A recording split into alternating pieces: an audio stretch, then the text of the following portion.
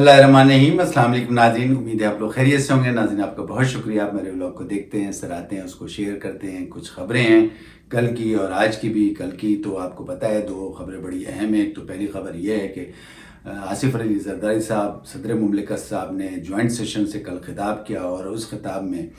बेहद हंगामा हुआ। आपको पता है ये हंगामा तो मतलब एक तरीके से कोई नई मिसाल नहीं है। हमेशा से ही जब पहला सेशन होता है किसी भी हुकूमत का और सदर उससे खिताब करते हैं, एड्रेस करते हैं, तो एक हंगामा होता है। ज़ाहिर है अपोजिशन की जो भी जमातें होती हैं वो हंगामा करती हैं। और इस वक्त तो आपको पता है हुकूमत की अपोजिशन की एक मेन जमात है, उसका नाम है पाकिस्तान तहरीक इंसाफ। उन्होंने खासा हंगामा किया और ये कोई नई बात नहीं, हमेशा ये होता है। और हर अपोजिशन जो लीडर होता है या उसके जितने भी लोग होते हैं वो ये सब हंगामा करते हैं, चाहे पिछले अदवार में जाएँ, चाहे पीपल्स पार्टी हो, नून लीग हो, जो भी अपोजिशन में है उन्होंने किया। और अब ज़ाहिर है कि पाकिस्तान तहरीक इंसाफ ने किया। लेकिन इसमें एक कदर मुश्तरक एक चीज़ ये ज़रूर हुई है, वो ये कि पहले तो ये कि नारेबाजी और एक तरीके हुल्लड़बाजी ये सब होती रही है। लेकिन पहली दफ़ा इस सेशन में जो है PTI के एक रहनुमा जमशेद दस्ती साहब और इकबाल खान साहब जो है वो बाजा लेके आ गए और उन्होंने फिर वो बाजा बजाना शुरू कर दिया। मतलब ठीक ठाक किस्म का बाजा बजाया और कोशिश ये की कि जो भी सेशन हो रहा था जिसमें सदर मुमलिकत साहब खिताब कर रहे थे उनको डिस्टर्ब किया जाए। लेकिन बहरहाल सदर मुमलिकत साहब जो है अपना खिताब करते रहे, लेकिन ये लोग जो है काफ़ी जो है इस किस्म के ये हंगामा आराई का ये सेशन रहा। अब बहुत से लोगों ने इस पे बड़ी ज़्यादा तनकीद भी की, बहुत से लोगों ने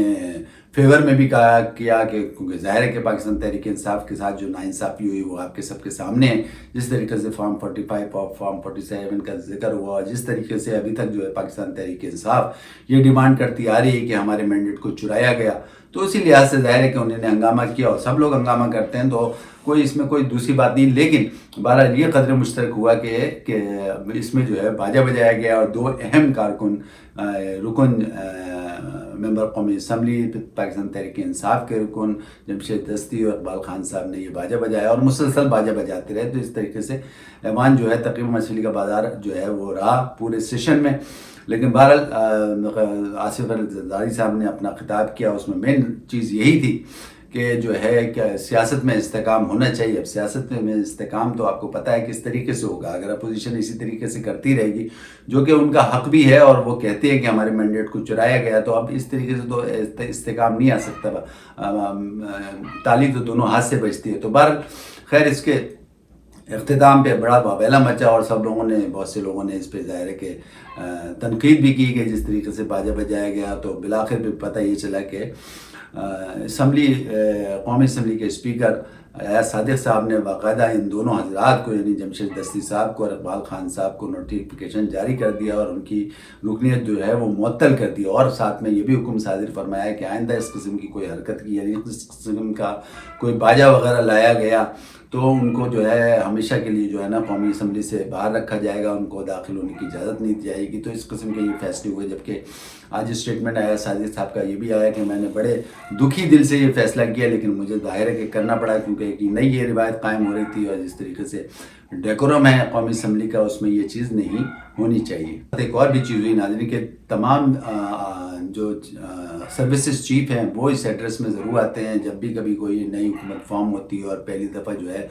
वो सदर मुमलिकत साहब जो हैं वो उसको एड्रेस करते हैं, तो उसमें तमाम सर्विसेज चीफ आते हैं। लोगों का ये कहना है कि वो शायद इसलिए नहीं आए हों क्योंकि ज़ाहिर है कि सबको पता था कि हंगामा होगा, इसी वजह से शायद नहीं आए। बहरहाल ये स्पेकुलेशन चल रही है, लेकिन अभी इसमें कोई आर्मी की तरफ से या फ़ौज की तरफ से ऐसा कोई स्टेटमेंट नहीं आया या कोई उज़र नहीं पेश किया गया, कोई इत्तला नहीं आई कि वो क्यों नहीं इस एड्रेस में आए। बहरहाल ये चीज़ है। दूसरी खबर बड़ी ही अहम है और वो खबर यह है कि आपको पता है कल कराची में एक बम धमाका हुआ और बम धमाके की तफसीलात ये है कि आपको पता है कराची में एक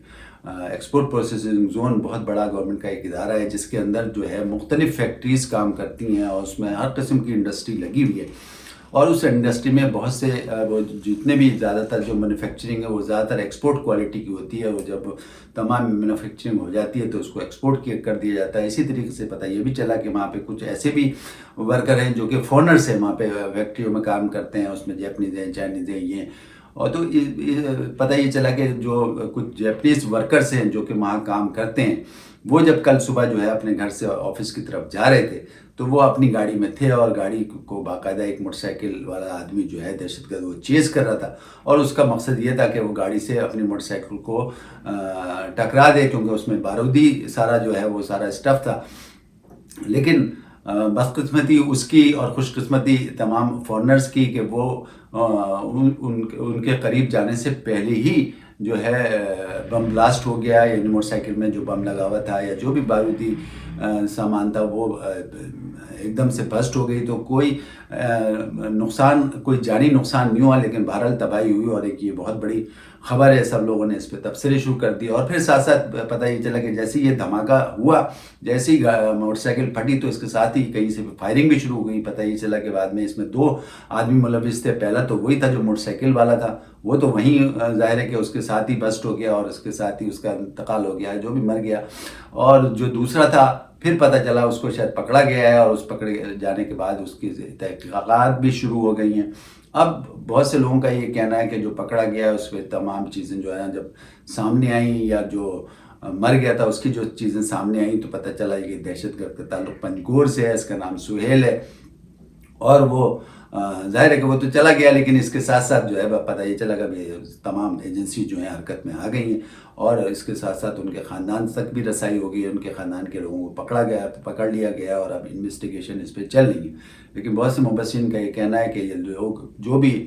ایسا لگ رہا ہے کہ اب جس طریقے سے پہلے چائنیز پہ حملہ کیا گیا، اب جیپنیز پہ حملہ کیا گیا، تو یہ کوئی ایک ایسی فورس ہے جو کہ اس پہ باقاعدہ کام کر رہی ہے، اور اس کا مقصد یہی ہے کہ کسی بھی طریقے سے پاکستان میں کوئی انویسٹمنٹ نہیں آئے، اسٹیبلٹی رہے۔ تو یہی مقصد ہو سکتا ہے، کیونکہ یہی ہے، آپ کو پتہ ہے اس وقت جو ہے ویسی معیشت کا برا حال ہے، اور جس طرح سے یہ حکومت یا پچھلی حکومت اقدامات کر کے جا چکی ہے، پچھلی حکومت یہ اقدامات کر رہی ہے، سعودی عرب سے جو انویسٹمنٹ آ رہی ہے وہ آپ کے سامنے، اس کے علاوہ اور بھی تمام کوششیں جاری ساری ہیں۔ لیکن مبصرین کا یہی کہنا ہے کہ یہ جو بھی فورس ہے یا جو بھی لوگ یہ کر رہے ہیں، چاہے وہ جن کا بھی تعلق ہے، چاہے باہر سے ہیں، چاہے انڈیا ہے، چاہے اور کوئی ملک ہے، چاہے افغانستان ہے، لیکن بہرحال ان کا یہی کہنا ہے کہ مقصد صرف ان کا یہی ہے کہ یہاں پہ انسٹیبلٹی رہے، اور یہ جو لوگ بیچارے باہر سے آ کے کام کرتے ہیں، یہاں پہ معیشت کو بڑھانے کی کوشش کرتے ہیں، ان کو روکا جائے۔ ان کا مقصد یہی ہے۔ تو اب اس سلسلے میں انویسٹیگیشن چل رہی ہیں، دیکھیں آگے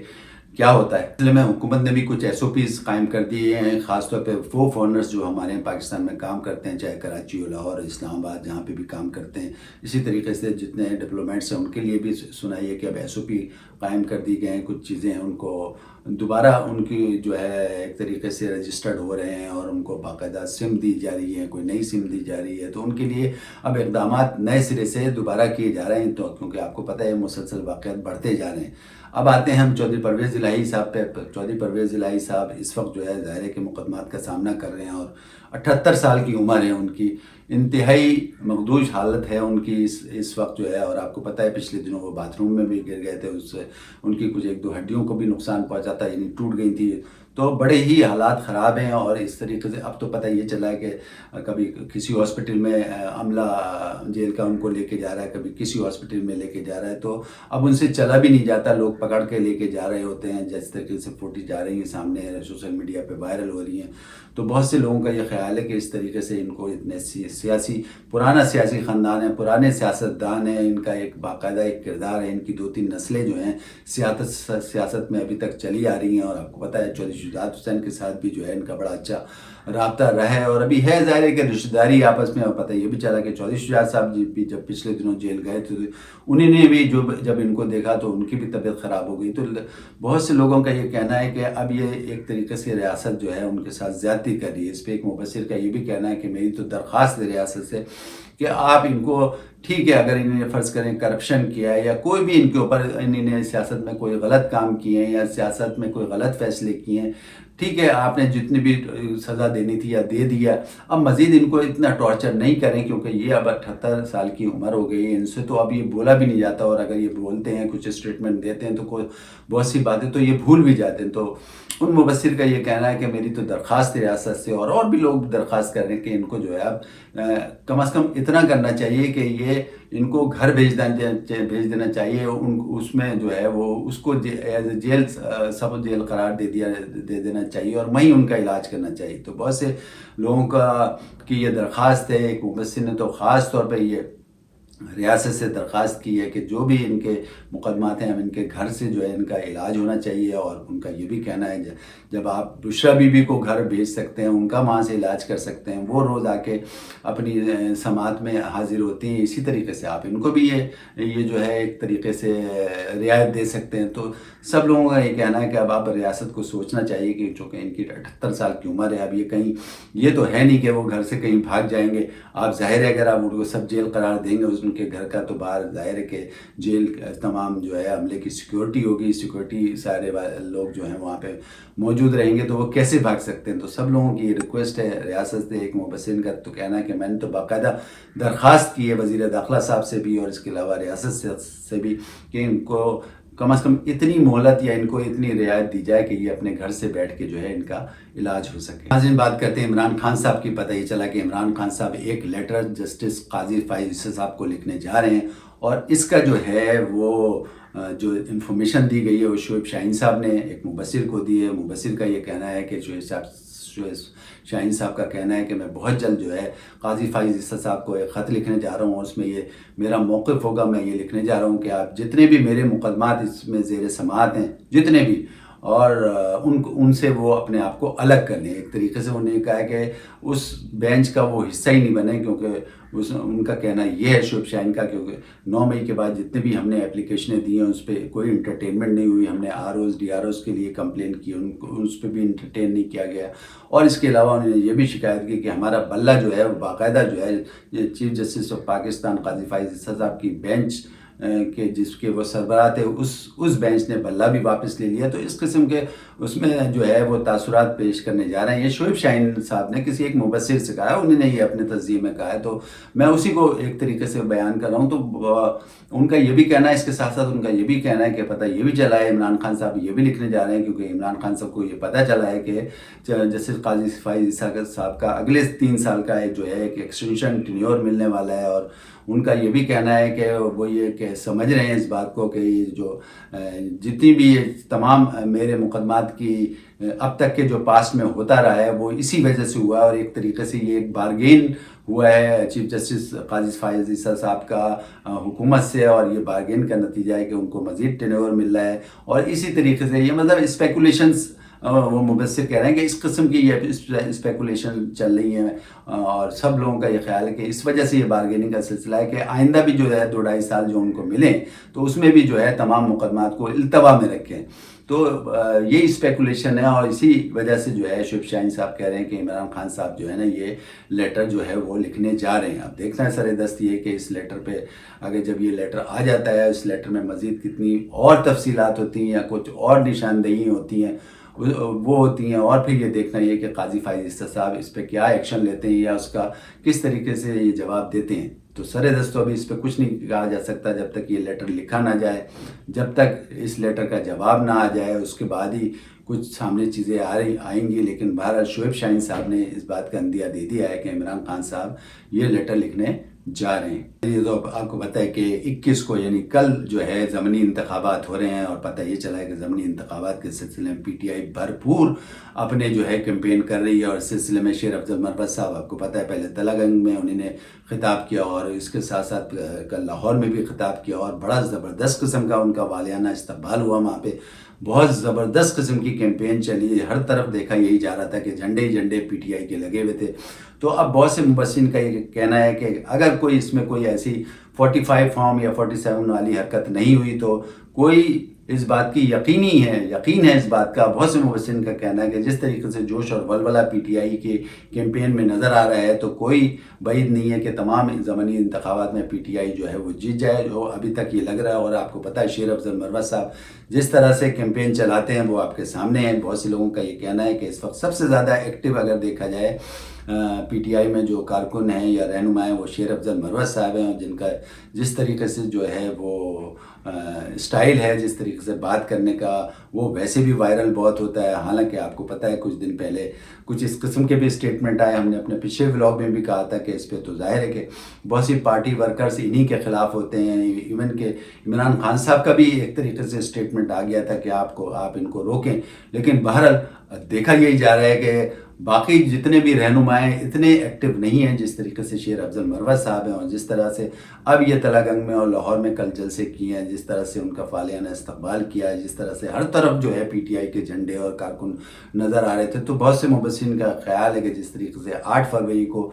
سب سے بڑی جماعت بن کے ابھری ہے، اسی طریقے سے پی ٹی آئی جو ہے ضمنی انتخاب میں بھی سب کو مات دے گی اور جیت جائے گی۔ ناظرین اس وقت کے لیے اتنا کافی، اپنے آسٹریلیا کو اجازت دیں، اپنا خیال رکھیں، اللہ حافظ۔